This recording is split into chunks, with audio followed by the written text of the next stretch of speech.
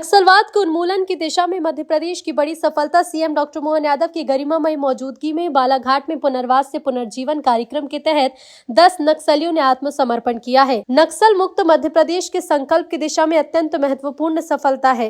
प्रदेश सरकार की नक्सल पुनर्वास नीति से प्रदेश में शांति, भरोसा और मुख्यधारा से जुड़ने का मार्ग प्रशस्त हुआ। पुनर्वास से पुनर्जीवन के तहत 4 महिलाओं समेत 10 इनामी नक्सली बालाघाट में आत्मसमर्पण कर समाज की मुख्यधारा से जुड़े। ये सुशासन की शक्ति, कानून व्यवस्था की दृढ़ता और विकास में विश्वास का सुफल है। आदरणीय पीएम मोदी जी के सशक्त नेतृत्व और माननीय केंद्रीय गृह मंत्री अमित शाह के मार्गदर्शन में मध्य प्रदेश नक्सल मुक्त प्रदेश बनने की दिशा में कदम बढ़ा रहा है। इस दिशा में सुरक्षा बल के प्रयास प्रशंसनीय हैं। बालाघाट पुलिस सहित हार्ट फोर्स और पूरा नक्सल विरोधी अभियान की सफलता का बहुत बड़ा दिन है। मेरी अपनी ओर से यशस्वी प्रधानमंत्री श्रीमान नरेंद्र मोदी जी, माननीय गृह मंत्री जी के उस आह्वान के लिए आज हमारी पुलिस ने बड़ा काम किया है, जिनमें डेडलाइन दी कि 2026 जनवरी तक हर हालत में या तो नक्सलवादी सरेंडर करे या उनको हम मैदान से समाप्त करेंगे। उसी अभियान में बीते दिनों 1 नवंबर को एक बड़ी नक्सल नेता सुनीता ने, जिस पर 17.5 लाख का इनाम था, सरेंडर किया था और मध्य प्रदेश के इतिहास का ये सबसे बड़ा सरेंडर आज हमारा यहाँ 10 अलग अलग सदस्यों द्वारा किया गया।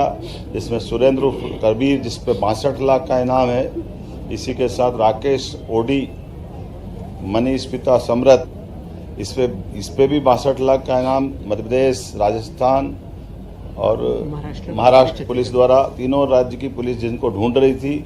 समर उर्फ समारू, इस पे 14 लाख का इनाम। सलिता उर्फ सावित्री, इस पे 14 लाख का इनाम। विक्रम उर्फ हिडमा, इस पे 14 लाख का इनाम। लाल सिंह मरावी, इस पे 14 लाख का इनाम। शिल्पा निप्पो, इस पे 14 लाख का इनाम। जरीना जोगी मुसाक, इस पे 14 लाख का इनाम। जयशीला उर्फ ललिता, 14 लाख का इनाम। नवीन नुप्पो, इस पे भी 14 लाख का। कुल जमा लगभग 2 करोड़ 36 लाख का इनाम इन विविध अलग अलग प्रकार के 10 नक्सलवादी दलम पे था।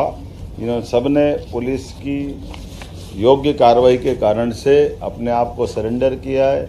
मध्य प्रदेश सरकार सारे अभी भी बचे हुए जो कुछ, यद्यपि हमारे राज्य में बहुत थोड़े से बचे हैं, मैं आपके माध्यम से भी अपील करूंगा कि आइए हम सब पुनर्वास की नीति के माध्यम से उनके जीवन की भी गारंटी लेंगे।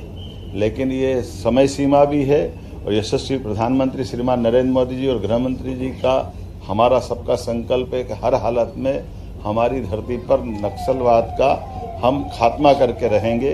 तो मैं एक बार फिर आज इस बालाघाट के सारे पुलिस अधिकारियों को, सभी प्रकार के हमारे वरिष्ठ अधिकारियों को, पुलिस जवानों को, सरकार के माध्यम से हम सभी प्रकार के अभियान चलाने के लगातार सतत रूप से उसकी चिंता भी कर रहे हैं और कई कारणों से जनता की जन कल्याणकारी योजनाओं के लिए भी नीचे तक उतारते हुए। एक और ख़ास बात, हमारे राज्य के अंदर आज भी जिन्होंने समर्पण किया है, ये हमारे दबाव के कारण हुआ है और इसमें से अधिकांश लोग हमारे गैर मध्य प्रदेश के हैं। लेकिन हमारे राज्य के अंदर हम किसी प्रकार की गतिविधि नहीं चलने देंगे, यह उसका परिणाम है।